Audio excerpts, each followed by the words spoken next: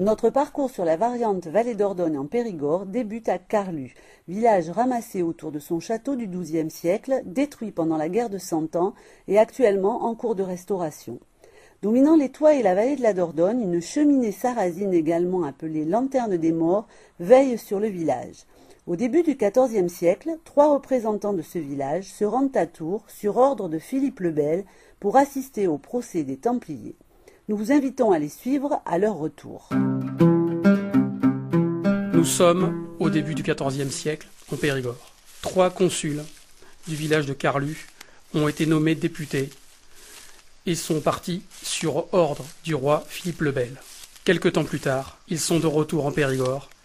Soudain, en approchant de leur village, un consul attrape le bras de son ami. « Bijo, lo somino io charagino, cofumo che lu diable !»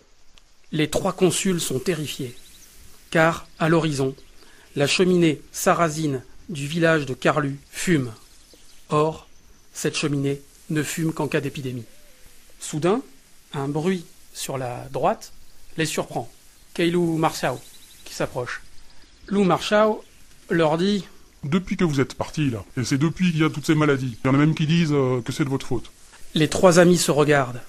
Ont-ils fait quelque chose de mal ? Dieu ne serait-il pas d'accord avec ce qu'ils ont fait, ou la mission que leur a confiée le roi Philippe ? Cette mission est très curieuse. Ils ont dû partir jusqu'à Tours pour aller juger les Templiers, qui sont soupçonnés par les hommes du roi d'être des hérétiques. Il se murmure même, à présent, que le chef des Templiers, en brûlant sur le bûcher, aurait lancé une malédiction sur le roi et le royaume de France.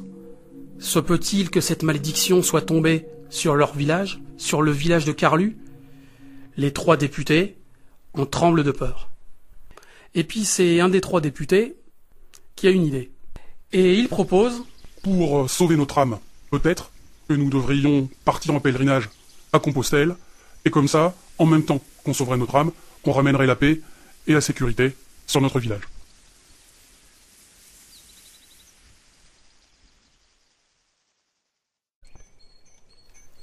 Après avoir passé la nuit dans le bois, nos amis, constatant que, à Carlu, le lendemain matin, l'Ulandomomati, la fumée continue à sortir de la cheminée sarrasine, prennent leur décision. Oui, ils vont partir sur Lou Camille des Saint-Jaume. Les 3 députés se dirigent vers Dôme. En montant vers la porte des Tours, soudain, ils entendent des lamentations. Ils s'approchent un peu plus, et un des gardes vient à leur rencontre. Tout de suite, il lui demande « Qu'est-ce qui se passe ici ? Qui ?»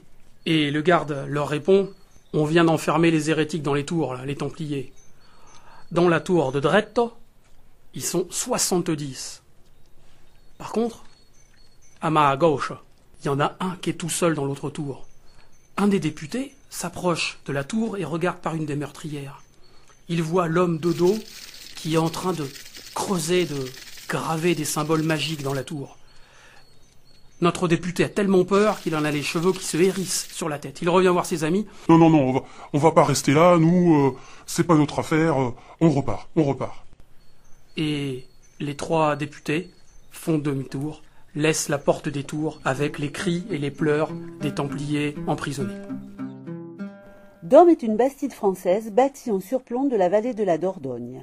On comprend le point de vue défensif du site dès le premier coup d'œil sur la vallée depuis la barre de Dôme. La porte des Tours, accès principal dans la fortification, est juste bâtie au début du XIVe siècle quand on va y enfermer les Templiers après leur arrestation. On peut encore voir aujourd'hui leurs témoignages sur les murs en visitant la bastide. Nos 3 députés continuent à marcher gaillardement.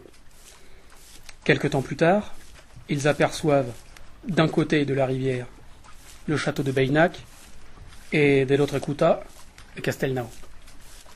Un des 3 députés se met à se signer plusieurs fois. Et l'autre lui dit « Et perché tu fais quoi ?» Et l'autre lui répond « Que mon grand-père, que me dit de le faire. » Alors pourquoi son grand-père lui a dit de le faire ? Eh bien, mon grand-père m'a raconté que il y a plusieurs années ici, il y a eu de grandes batailles. Parce que Le seigneur de Castelnau et le seigneur de Bénac se disaient cathares.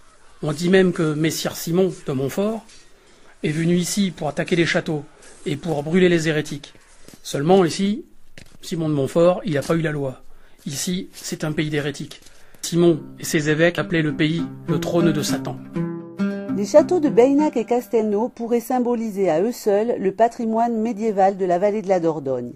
Situés d'une part et d'autre de la rivière, ces deux sites furent effectivement cathares avant que le seigneur de Castelnau ne prenne parti pour le roi d'Angleterre, duc d'Aquitaine, tandis que celui de Beynac a suivi le roi de France. Cette situation, fréquente en Périgord, entraînait de nombreux conflits.